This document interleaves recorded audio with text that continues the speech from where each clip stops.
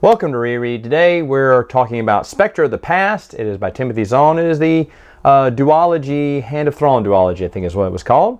It begins, and I remember this one clearly, Pellaeon gives up. He realizes the Empire cannot possibly ever win back the galaxy from the New Republic, and he suggests that they go ahead and not surrender but offer a peace treaty and a ceasefire. Now, this is a hard decision. I remember my best friend, when he was reading this, said, I felt so bad for Pellaeon. And you do, because he's trying to come up with an idea to win back the New Republic worlds, but then he just has to face the facts. And he has a hard time in this book making the rest of the Moss face the facts and very important higher-ups within the Empire. But Pellaeon is well respected. Now, not by everyone, not by everyone. Dizra has his own plan.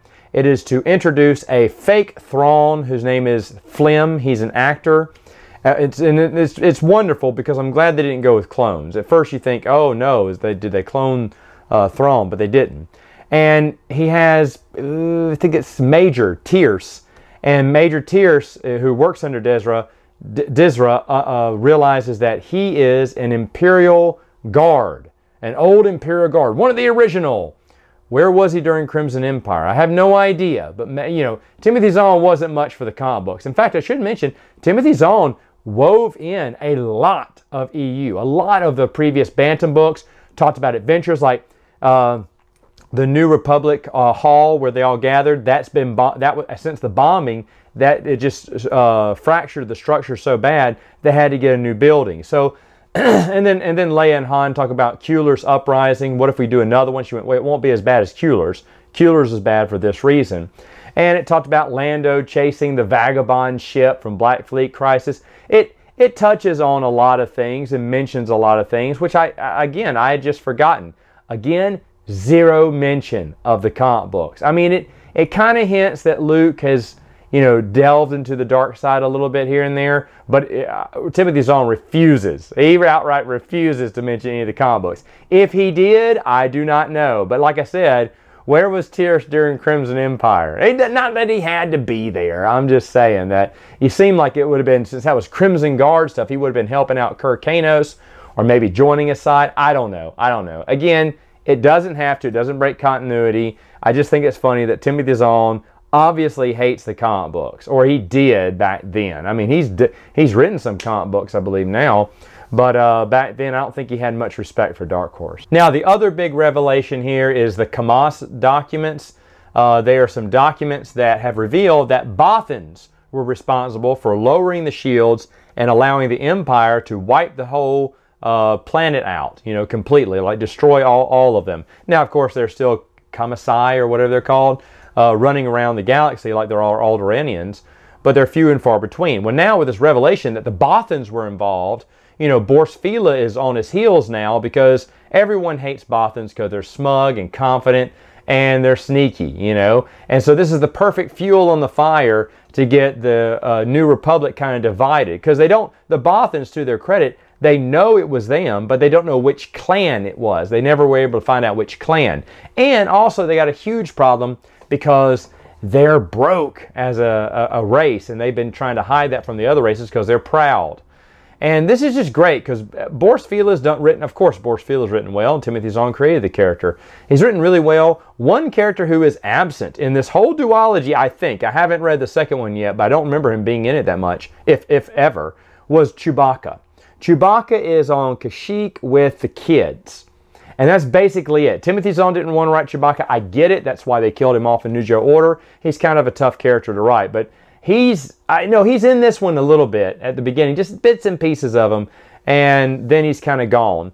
And I think he's gone for the rest of it. But again, I haven't read the second one yet. But either way, though, of course, a lot of your favorites are going to come back to Lone Card. He's writing about Corran Horn. Corran Horn keeps talking about he wants to keep his Jedi past a secret, that he studied with Luke Skywalker, that he has Force abilities. When Booster says something in front of Talon, but Talon already knew that he had Force abilities, and Corran's upset about that because that's supposed to be a secret. Wedge doesn't want to mention it in front of the rest of Rogue Squadron, but he secretly calms Corran to say, Corran, can you maybe use the Force and kind of find out if this is real or not? And the thing is, you know, because it's a private matter for Corran, I don't know why, because it's not going to be, what, in the next year or so. I don't get it. But for some reason, Korn still wants to keep his Force origins a secret. And I don't, at least in the first book, it's never explained. Now, Luke senses clones while on a mission, so he goes to investigate, comes across some pirates, gets captured, but gets saved by Mara Jade. Mara Jade is in this, obviously. And I didn't realize this, but he basically shot himself out in the vacuum of space without any protective gear, and Mara Jade caught him in a spaceship. I mean, yeah, I guess with the Force bubble you could survive in space, but I'd forgotten about that. Anyway, it was a neat little way for him to escape the pirate ship and join Mara. Flem will actually reveal himself to Lando Calrissian and another ambassador later on to let the New Republic know that Thrawn is back. And so now there's all these wild accusations. Is he back? Did he not die? Then they start saying, oh, there was documented proof of his death. Even though in the later Rogue Squadron books, I think it's Isar's Revenge, they said that they don't even know for sure if Thrawn is dead. Could he be alive or not? But I guess maybe some documentation came out a long time ago, and I guess they believed it.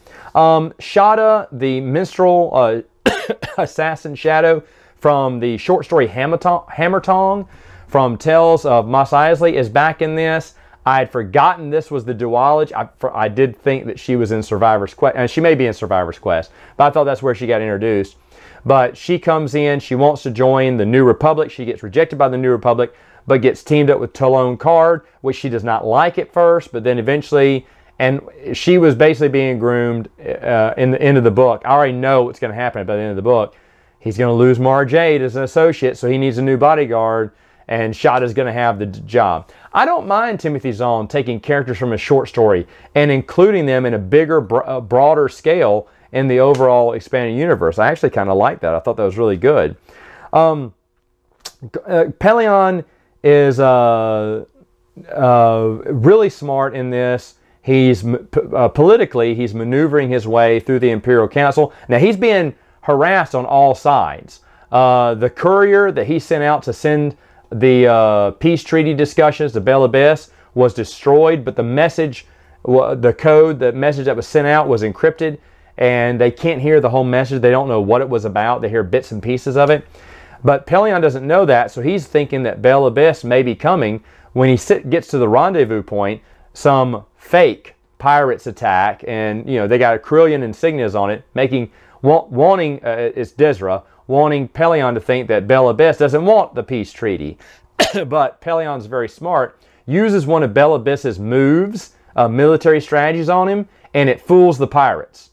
And it wouldn't have fooled Bel Abyss's men because they would have known what it was. And I like that. It's a little bit of Thrawn that Pelion has taken with him and grown in wisdom. And it's just really well done. Now, Luke Skywalker is going to have a vision of Mara floating in a pool, and it looks like she's dead. Well, later on, after Mara saves Luke, Mara goes on a mission where she falls down a hole and knocks herself out. Yeah. Oh no, she's down a hole and she can't call for help. Who knew this situation actually happens in the EU? For anyone who doesn't know, that is an approaching storm joke. Go back and watch my reread on that. But either way, now she's been knocked out. Someone else who was with her goes for help. He wasn't on the planet, he was in the ship. And when he hears a big thud and she won't respond back, he goes off to get Card. Card meets Luke because Luke is driven by destiny to meet them, be on the same planet together. When he realizes Mara Jade may be hurt or may be in trouble, he goes to the planet to go rescue her because he had this dream that she died. Now, everyone knows what's going to happen in this one. I haven't even read the second book, and I already know this is the part where they finally fall in love. And it's kind of funny because if you don't get it by, well, you'll probably get it by the second book. But by the first book, when I realized that, it's like, oh yeah, this is it. Because again, I get some of these storylines mixed up with Survivor's Quest because it's been so long. All three of those books kind of run together. But overall, Specter of the Past, pretty good. Pretty good stuff. I can't fault Timothy Zahn. I know I made fun of a lot of his prequel era books, but I didn't think they were that good. I thought Outbound Flight was pretty good, but the other ones, meh. This one, great, great. I love it. Can't wait for Visions of the Future. And I'll talk about that next time.